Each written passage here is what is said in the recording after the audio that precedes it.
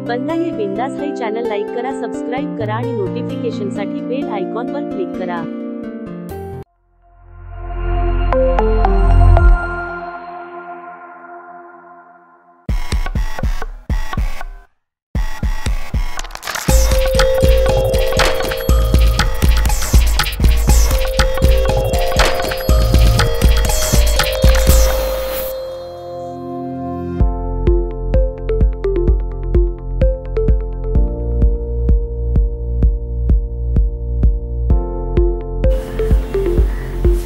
मित्रांनो नमस्कार।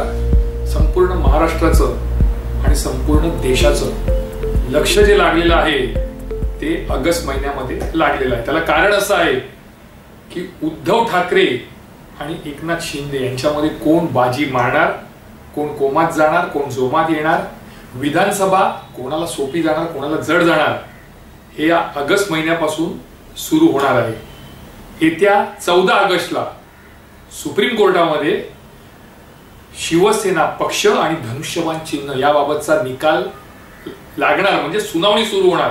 पण एकंदरीत जर स्थिती पाहिली, सरन्यायाधीश म्हणा किंवा त्यांचे जे खंडपीठ आहे त्यांनी एकत्रितपणे जी भूमिका घेतलेली आहे ती पाहता सध्या तरी परिस्थिती अशी आहे की 14 ऑगस्ट पासून एकनाथ शिंदे गटाच्या विसर्जनाला आरंभ होणार आहे।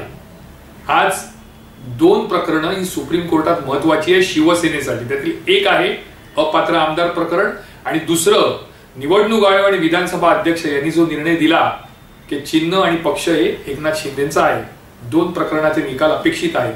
त्यापैकी एका प्रकरणाचा निकाल आता काही लागला तरी तो फरक उद्धव ठाकरे गटावर होणार नाही। त्याचा तो म्हणजे अपात्र प्रकरण। 16 आमदारांना अपात्र करा म्हणून 2022 मध्ये सुप्रीम कोर्टात ठाकरे गटाने धाव घेतली। त्यानंतर सुप्रीम कोर्टाची सुनावणी झाली, जे युक्तिवाद झाले त्याच्यामध्ये राज्यपाल असू दे, शिंदे गट असू दे, भरपूर समाचार हा सुप्रीम कोर्टाने घेतला। पण तरी देखील निर्णय आहे तो टाकला विधानसभा अध्यक्षांच्या कोर्टामध्ये। विधानसभा अध्यक्षांना मे मध्ये सांगण्यात आलं 11 मे 2023 ला की लवकर निर्णय घ्या, पण तारीख ठरवून दिली नाही। त्याचाच फायदा हा विधानसभा अध्यक्षांनी घेतला। त्यांनी काही निर्णय दिला नाही, विलंब केला। शेवटी पुन्हा हे प्रकरण सुप्रीम कोर्टात गेलं। सुप्रीम कोर्टाने त्यांना आठवण करून दिली की विधानसभा निवडणुकीच्या आधी 2024च्या याचा सोक्षमोक्ष आपल्याला सगळा लावायचा आहे। त्यामुळे नाईलाजाने का असेना जानेवारी 2024 मध्ये निकाल द्यावा लागला विधानसभा अध्यक्षांना। त्यांनी कोणालाच अपात्र केलं नाही, ना शिंदे गटाला ना उद्धव ठाकरे गटाला। मात्र त्याच वेळी पक्ष आणि चिन्ह हे त्यांनी शिंदेना देऊन टाकलं। त्यामुळे त्याच्या विरोधात पुन्हा एकदा हे प्रकरण सुप्रीम कोर्टात गेलं। गेल्या 8 महिन्यापासून सुप्रीम कोर्टामध्ये हे प्रकरण प्रलंबित आहे। आता म्हणाल अपात्र आमदार, तर अपात्र आमदारांचं असं आहे की त्यांना जरी समजा आता त्यांनी 30 ऑगस्ट किंवा 1 सप्टेंबरला यावर सुनावणी होणार, सुनावणी सुरू होऊन संपेपर्यंत जवळजवळ 15 ते 20 सप्टेंबर होणार। त्याच्यानंतर जरी निकाल लागला की शिंदेचे आहे आमदार हे अपात्र आहे, तरी फरक काहीसा पडणार नाही। त्याला कारण असं आहे की सप्टेंबरच्या अखेरीमध्ये किंवा ऑक्टोबरच्या पहिल्या आठवड्यामध्ये आचारसंहिता लागणार विधानसभा निवडणुकीच्या दृष्टीने।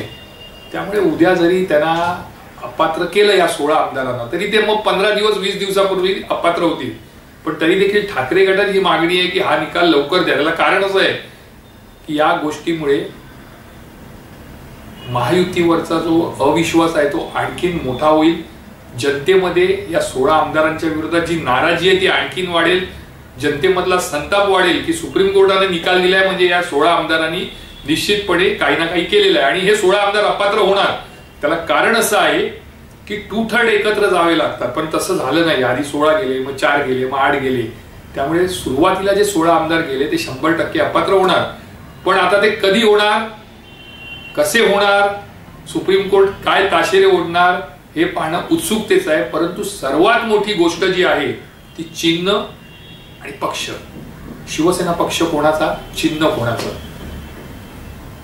उद्धव ठाकरे गटाने मशाल चिन्ह हे घरोघरी पोहोचवलेलं आहे। उद्धव बाळासाहेब ठाकरे गट घरोघरी पोहोचलेला आहे। त्यामुळे उद्धव ठाकरे यांना सुप्रीम कोर्टाने काही निर्णय दिला तरी त्याचा फरक पडणार नाही। त्यांना ती शिवसेना मिळाली काय किंवा नाही मिळाली काय त्यांना फरक पडणार नाही, कारण ते घरोघरी पोचलेले आहेत. लोकसभेच्या दृष्टीने जी त्यांनी तयारी केली होती, रणनीती आखली होती, ते घरोघरी पोचलेले आहेत. मग आता शिवसेना आणि चिन्ह याचं काय होणार? एकंदरीत कायदे तज्ञांचं मत पाहिलं तर त्यांना असं वाटतं की शिंदेकडनं शिवसेना पक्ष जाणार आणि तो उद्धव ठाकरेंना मिळणार.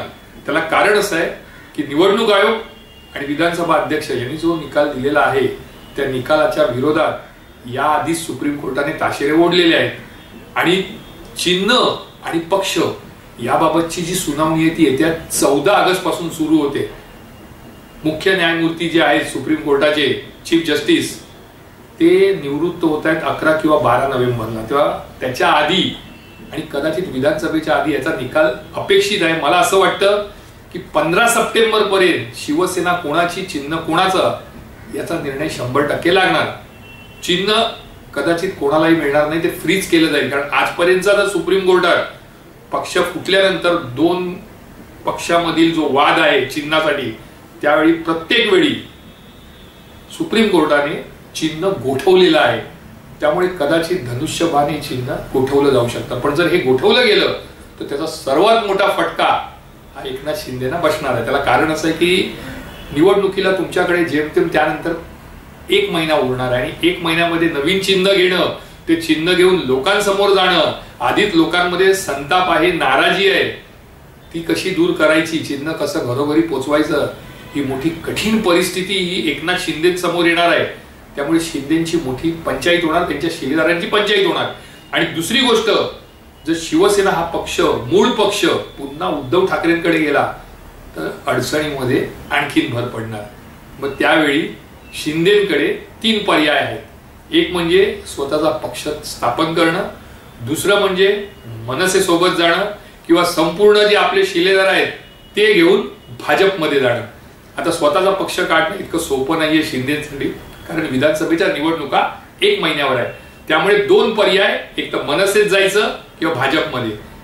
एकनाथ शिंदे आणि राज ठाकरे यांची जी जवळीक आहे, वारंवार त्यांचं भेटणं आहे, वारंवार दूरध्वनीवर बोलणं आहे, ते पाहता भाजपपेक्षा एकनाथ शिंदे कदाचित मनसे सोबत जातील. कारण भाजप सोबत गेले तर तिथे एकापेक्षा एक मातब्बर आहे आणि जे महत्व आज एकनाथ शिंदेना आजच्या तारखेला आहे ते भाजपमध्ये गेल्यानंतर मिळणार नाही. कारण अनेक नेते, अनेक दिग्गज हे आपापले पक्ष सोडून भाजपमध्ये गेले आणि नंतर त्यांची काय परिस्थिती झाली हे संपूर्ण महाराष्ट्राने बघितलेलं आहे. त्यामुळे मला असं वाटतं की 14 ऑगस्टला सुप्रीम कोर्टात चिन्ह आणि पक्ष याबाबतची सुनावणी आहे. ही सुनावणी जशी सुरू होणार तसं तसं शिंदे गटाच्या शिलेदारांचं विसर्जन हे निश्चित मानलं जात आहे. एकाच वेळी चिन्ह हे गोठवलं जाईल आणि मूळ पक्ष जो आहे शिवसेना तो उद्धव ठाकरेंना दिला जाईल. शिवसेना पक्ष हा उद्धव ठाकरे यांच्या पदरातच पडेल असं अनेक कायदे तज्ञांचं मत आहे, अनेक ज्येष्ठ वकिलांचं मत आहे.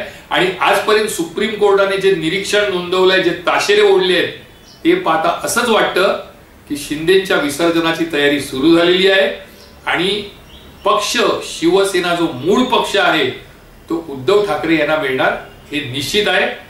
आपल्याला जास्त वेळ बघायची नाहीये, कारण मंगळवार पासूनच सुरुवात होणार आहे. 14 ऑगस्ट पासून सुप्रीम कोर्टात सुनावणी आहे की शिवसेना हा पक्ष कुणाचा आणि धनुष्यबाण चिन्ह कुणाचं. कदाचित तारीख पे तारीख सुरू होईल, पण ती आता जास्त काळ चालणार नाही. सुप्रीम कोर्टाने जे अध्यक्षांच्या निर्णयानंतर 8 महिने घेतले तशी परिस्थिती नसणार, कारण लवकरात लवकर निर्णय देणं हे आता सुप्रीम कोर्टालाही गरजेचं आहे. कारण विधानसभेच्या निवडणुका या ऑक्टोबर अखेरीपर्यंत होतील आणि त्याच्या आधी निर्णय हा अपेक्षित आहे आणि म्हणूनच त्याची सुरुवात ही 14 ऑगस्ट पासून होणार आहे. 15 सप्टेंबर किंवा 20 सप्टेंबर पर्यंत शिवसेना हा मूळ पक्ष कुणाचा आणि धनुष्यबाण चिन्ह कुणाचं हे स्पष्ट होणार आहे. पण इतकं नक्की की 14 ऑगस्ट पासून एकनाथ शिंदे आणि त्यांच्या शिलेदारांच्या विसर्जनाला आरंभ झालेला आहे.